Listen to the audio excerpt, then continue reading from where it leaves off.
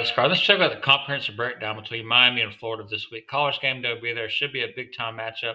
By the time you're done watching this video, you'll have all the knowledge you need to be able to make the correct pick for the football game. And let's get right on into it. First, we're going to look at Miami's PFF grades.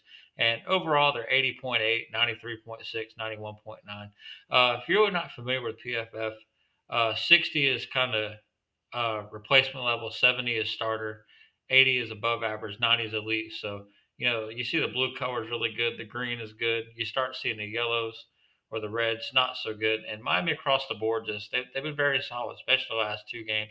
93.6, 91.9 overall. Good play on the offense side of the ball. Really good run defense. Been a good pass rush. Very solid. And let's take a look at their opponent, Florida. And Florida's not been as great across the board in their last two. 78.2 overall, 74.5. Got kind of bad passing grades in the last one. DJ Lagway threw 5 picks, go figure. Uh, for the pass rush grade, uh, other than LIU, it's not really been that great. Run defense has been absolutely insane this year for them. 2 grades above 90. And, overall, Florida's defense definitely carried them for the year. And let's get on to some more advanced stats. And we'll take a look at Miami's offensive and defensive profile. And, this goes on a 0 to 100 uh, metric. And, the closer you are to 100, the higher percentile you are compared to other teams. And, the closer you are to that middle, you're not very good. Miami, has a very high passing success rate. So they're going to move the ball down the field. They do struggle with explosive plays. You can see them, near the bottom in that, especially rushing. And, passing, they get a little bit more.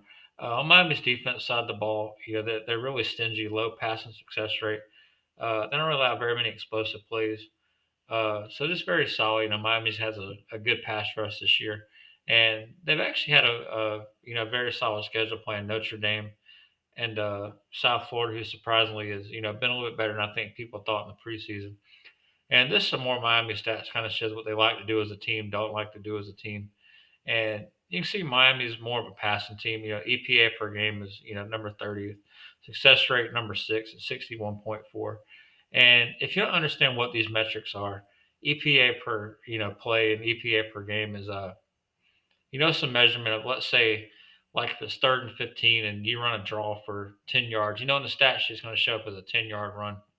But as far as the game goes, getting that 10-yard run on 3rd and 15 did nothing to make you punt the ball. So the EPA is going to, reflect it as a negative play. Whereas, let's say it's 4th and 2 when you get a 3-yard pass, that's going to massively, shift the game, give you a fresh set of downs, going to increase your chances of scoring for the drive. And that's kind of what EPA does. Is it, shows which plays are valuable and which plays are not. So the higher the EPA, the better. And you can have negative EPA. As you can see, Miami's defense against the pass, EPA per play is, negative 0.31. So they're very good about limiting their opponents, especially in the passing game. And, I'd say Miami, if there's one weakness, is they're not great at rushing the football.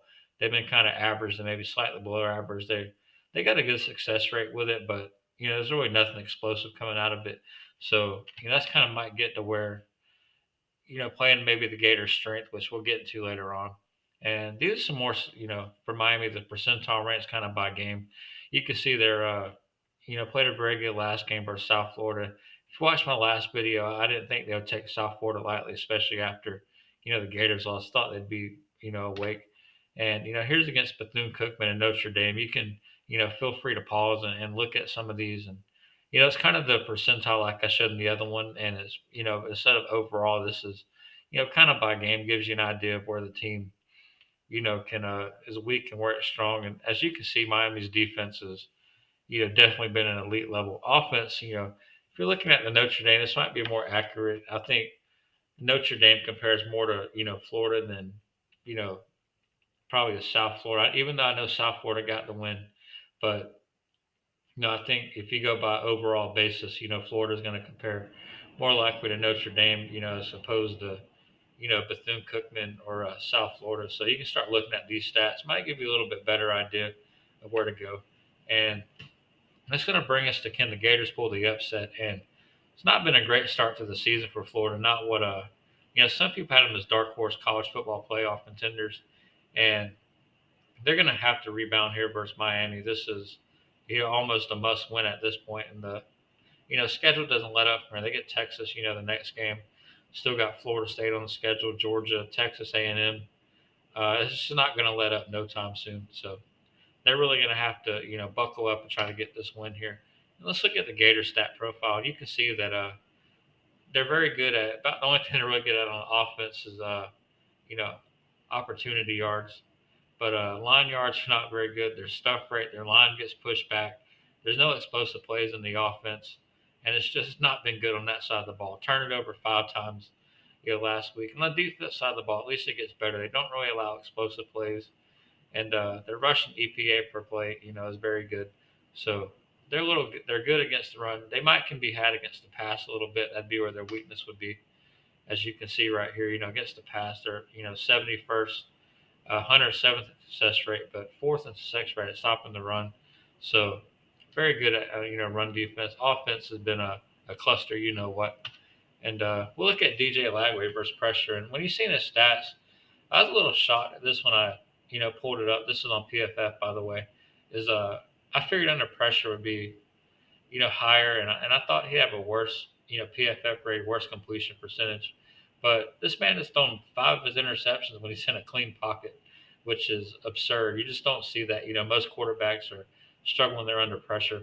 But DJ Bagway's gonna. I don't think he can play much worse than he did last week. When you play like that, there's only one way to go from there, and that's up. And he was really good last year. He had his moments, of course, of freshman moments, but also, he was one of the big reasons of the Gators turnaround. So, I don't think he's going to play 2 bad games in a row. Definitely not that bad, but we'll see. And then this is another thing I like to do, and this is for Miami right here. It shows their opponents. And if you go watch, especially my Clemson Georgia Tech game, I brought this out, and I almost got that game down to a T. And Notre Dame, on the or Miami against Notre Dame, 27 points, ran 68 plays, 326 yards, 12.07 yards per play, 0.39 points per play. And I know these last two stats will advance yards per play or yards per point is take the yards divided by how many points, kind of shows how efficient a team is in getting the points. And then for points per play, take the points divided by plays, and kind of shows you how efficient they are every play about turning into points. And you can see on the defense side of the ball, Miami's been just absolutely, killing people. 58 yards per point with Bethune-Cookman is, that's really high. But 31 yards per point against USF is very insane, especially given up 372 yards of offense and only, 12 points is not something you see very often. But points per play is, 0.17 against USF, 0.41 against Notre Dame. And now we'll go over to Florida, and this kind of give us an idea where to look at for a ballpark scores. First, we want to know who's going to win, and then a lot of games are down to covering, so we're going to see if Florida can cover the spread, or if Miami can cover, or what's going to happen. Florida's just been god awful terrible on offense on this side of the ball. At least against LSU, they had 463 yards, Long Island 508. So they've shown the ability to put up some yards. Not like they're getting just completely locked down 3 and out every play. They're just finding ways to not make points out of it. And 22 yards per point against South Florida, 46.3 yards per point against LSU, and the 24 average in 2024, the average is 13.6 yards per point and 0.42 points per play. So at some point they're going to have to get back to those averages. I think I'm not sure what game it's going to be. And against Long Island, or on the defense side of the ball, they've been really good, 0.27 points per play. 0.38 points per play against LSU. Nothing for Long Island. That was very good. But it kind of shows you about where, you see the average from last year, the South Florida game, the LSU game, kind of gives you an idea about where they're going to settle on points per play. Kind of safe when you project out, I would say, to, go with that. And of course, Florida runs a lot more plays than Miami does. Miami 68 plays, 65, 64. They're kind of consistent around that 65-ish mark. And Florida, 74 plays, 63 against South Florida, 76 against LSU. So, most likely Florida's going to run more plays in the game. And, Miami, they're also good about limiting the amount of plays their opponents get. 58 for Notre Dame, 49 for Bethune-Cookman. South Florida, got 68 plays in. Uh, Florida on the defense side, they kind of limit the plays. 43 plays for Long Island, 65 for South Florida, 52 plays for LSU. So, when it comes to score projection, trying to, be fair, and actually, I think, when you start going with the points, I anticipated Florida not being as bad as they've been, for the other metrics. Like they're getting yards, they're just not finding a way to convert them into points. And at some point, that they're going to get back to, kind of reversion to the mean.